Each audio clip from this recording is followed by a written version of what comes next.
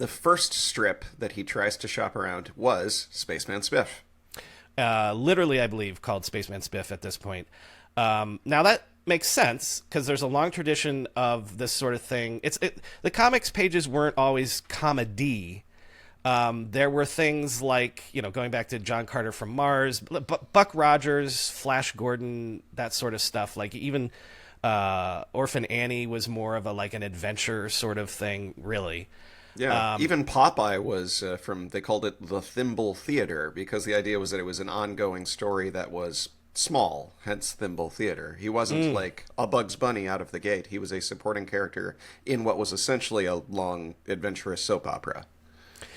So the other reason this makes sense is this is the early 80s, so what's super hot right now is Star Wars and space stuff. So again, I was not able to uncover any examples of the strips. I don't know if they exist, but it sounds like this spaceman character was a sort of like a Han Solo rogue-like character. Apparently smoked a cigar.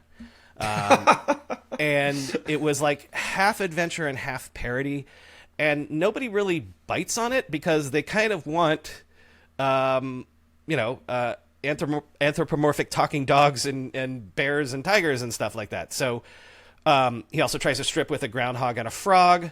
Another one called Critters that focused on bugs. One was called Doghouse, which followed a 20-year-old sort of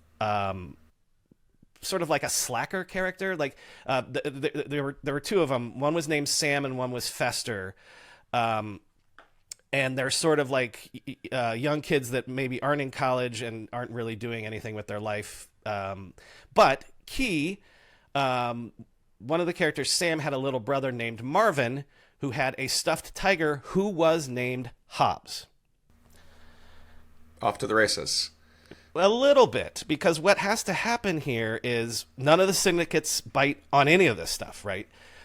And so they start to steer them in a way. They're like, strip down the characters and like maybe explore the idea. Again, I guess they're thinking of like the licensing and things like that.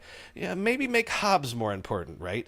And this is where apparently Watterson is starting to investigate the idea of, is Hobbes a stuffed animal or is he a real character? In a way, like, what is Snoopy?